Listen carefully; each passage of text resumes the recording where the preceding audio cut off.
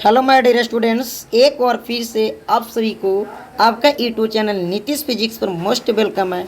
तो हम आज बायोलॉजी लेकर आए हैं, जो आप लोग को जीव विज्ञान 10th के लिए आपको मोस्ट इम्पोर्टेंट होने वाला है बाबू, जो आपको बोर्ड एग्जाम में यहाँ से कंफर्म आपको क्वेश्चन पूछा जाएगा। तो बाबू आपको यहाँ से यानी जैव प्रक्रम हम लेकर आए क्या बाबू, तो जैव प्रक्रम का पूरा निचोड़ ऑब्जेक्ट लेकर आए जो आपको एनसीईआरटी से है। ठीक, यानी आपको एनसीईआरटी से बाबू आपको एक भी बोर्ड एग्जाम में यानी यहाँ से फालतू एक भी बोर्ड एग्जाम में नहीं पूछेगा। तो चलिए बाबू बिना देर किए हुए हम अपना वीडियो की करते हैं स्टार्ट। आप लोग ध्यान से देखिएगा। देखिए बाबू क्या कह रहा, देखिए पहला नंबर क्वेश्चन क्या कह रहा, इंसुलिन क्या बोल रहा है बाबू, इंसुलिन की कमी से कौन सा रोग होता है। तो इंसुलिन का कमी से होने वाला जो रोग है बाबू, इंसुलिन के कमी से रोग होने वाला है, जरा देखिएगा। देखिए घेंगा नहीं, बौनापन नहीं, इनमें से कोई नहीं, यानी क्या होगा बाबू, यानी जो होगा ऑप्शन नंबर सी को लगाइएगा, मधुमेह। इंसुलिन कमी से कौन सा रोग होता है बाबू, तो मधुमेह। राइट जवाब हुआ ऑप्शन नंबर सी, आप लोग देख लीजिएगा। ठीक, यानी इंसुलिन कमी से कहेगा तो आप लोग को काम मारिएगा सी कीजिएगा। ठीक, आगेगा आगे थोड़ा क्वेश्चन ध्यान दीजिएगा बाबू कि क्या ध्यान दीजिएगा, स्वपोषी पोषण के लिए आवश्यक है, बताइए स्वपोषी पोषण के लिए क्या आवश्यक है। तो स्वपोषी पोषण के लिए क्या क्या आवश्यक है जरा बताइएगा। CO2, क्लोरोफिल, सौर प्रकाश, इनमें से कोई नहीं। तो जल्दी से आप लोग जवाब दीजिएगा, इन क्या होगा बाबू, इनमें से क्या होगा, स्वपोषण के लिए इनमें से क्या आवश्यक होगा। तो बाबू स्वपोषी पोषण के लिए इनमें से क्या आवश्यक होगा, तो थोड़ा ध्यान दीजिएगा यहाँ पर ऑप्शन में, थोड़ा ध्यान दीजिएगा बाबू आप लोग, इन ऑप्शन में तो ध्यान दीजिएगा क्या कि स्वपोषी पोषण के लिए अगर आपसे बोला गया बाबू, स्वपोषी पोषण के लिए आपको बोला गया, तो आप एक बात को बताइएगा, यानी इसमें देखिएगा क्या होगा बाबू, ऑप्शन नंबर आप लोग इनमें से सभी होगा। क्या इनमें से सभी, लेकिन यहाँ पर लिखा गया क्या, इनमें से यहाँ लिखा गया क्या बाबू, यहाँ क्या लिखा गया, इनमें से कोई नहीं, यानी क्या होगा, CO2 होगा, क्लोरोफिल होगा और सौर प्रकाश भी होगा। ठीक, यानी तीनों होगा बाबू, इसलिए ऑप्शन थोड़ा सा डी में इनमें से सभी होना चाहिए, इसमें से कोई नहीं हो गया, तो थोड़ा मिस्टेक हुआ है बाबू आप लोग। चलिए आगे देखिएगा बाबू, चलिए आगे आएंगे हम लोग। अतः खुला परिसंचरण तंत्र किसमें पाया जाता है, आप बताइएगा खुला परिसंचरण तंत्र किसमें पाया जाता है बाबू, जरा ऑप्शन बताइए।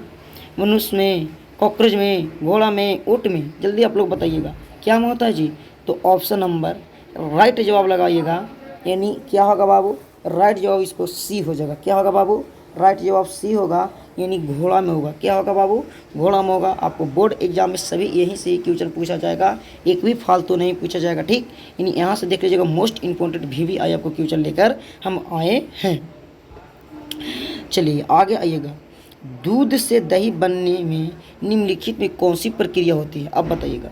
क्रिया होती है, यानी दूध से दही बनने में निम्नलिखित में कौन सी क्रिया होती है, बताइए कौन सी क्रिया होती है बाबू, थोड़ा आप लोग बताइएगा।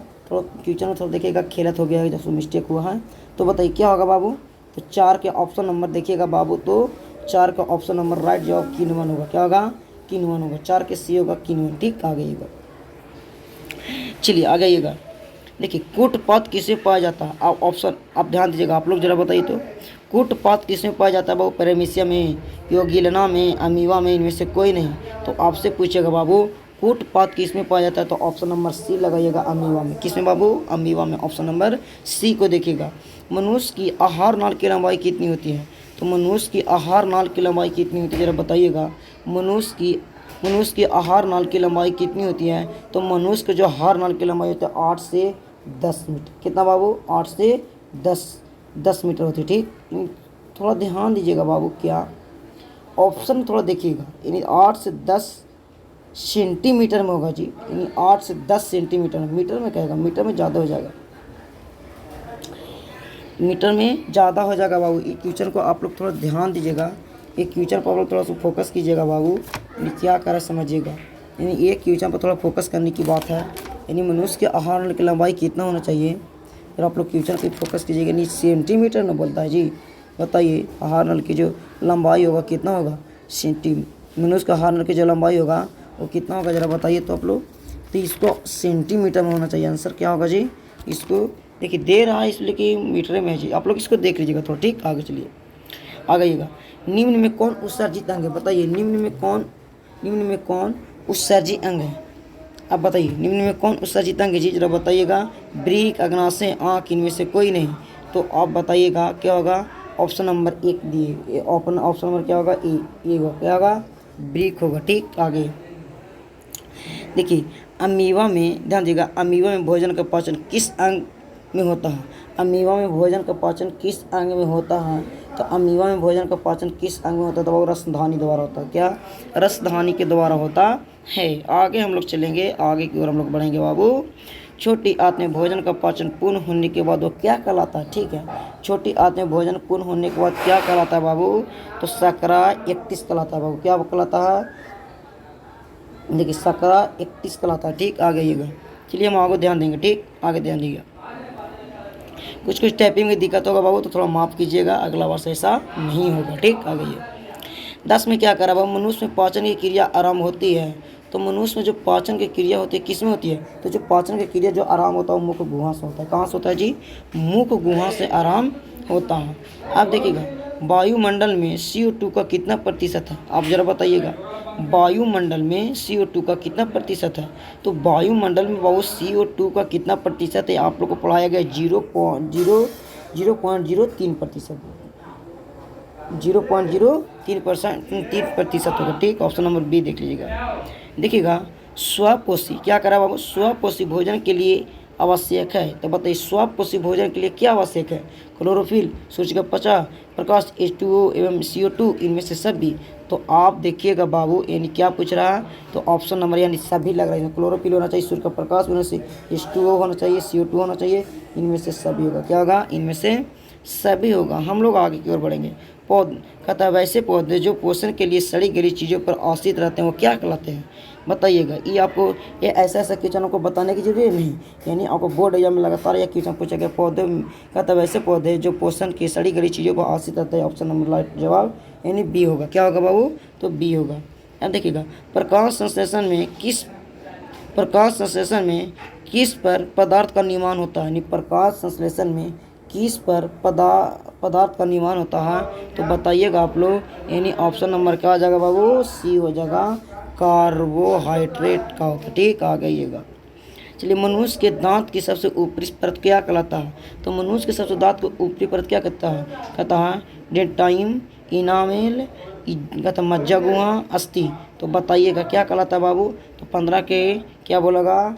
इनामेल कहलाएगा। क्या बाबू? इनामेल कहलाता है। चलिए आगे की ओर बढ़ेंगे। मनुष्य में ट्रैकिया की लंबाई लगभग कितनी होती है? तो आप जरा बताइएगा मनुष्य में ट्रैकिया की जो लंबाई लगभग कितनी होती है? तो बताइए 16 को राइट जवाब हो जाएगा। क्या? 11 सेंटीमीटर। मनुष्य में ट्रैकिया की लंबाई कितनी होती है? तो 11 सेंटीमीटर होती है। बार बार क्वेश्चन पूछा गया है बाबू, तो आप इसे एक बार जरूर देख लीजिएगा। जंतुओं की अपेक्षा पौधों में श्वसन गति क्या होती है? आप बताइए, ये क्वेश्चन मोस्ट इंपॉर्टेंट है बाबू। जंतुओं की अपेक्षा पौधों में श्वसन की गति क्या होती है? तो जंतुओं की अपेक्षा अगर पौधों में पूछा जाए तो यार धीमी होती है। क्या होता है बाबू? जंतु की अपेक्षा अगर पौधों से किया जाए तो क्या होगा? ये धीमी होगा। क्या? धीमी होगा। चलिए हम आगे बढ़ेंगे। पौधे में श्वसन किस भाग में होता है? आप लोग बताइएगा। पौधे में श्वसन किस भाग में? जड़ में होता है, तना में होता है, पत्ती में होता है, प्रत्येक भाग में होता है?